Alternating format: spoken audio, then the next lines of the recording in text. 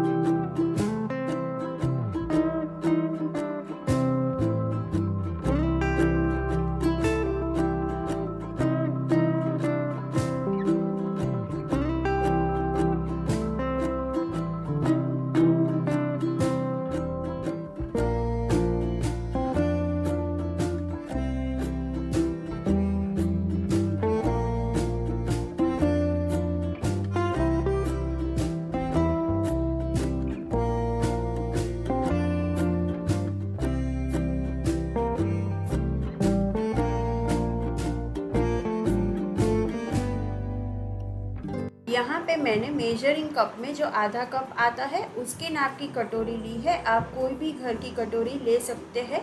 और 1.5 कटोरी नींबू का रस डाला है तो उसके 3 गुना यानी कि 4.5 कटोरी चीनी डाल के मैंने मिला लिया।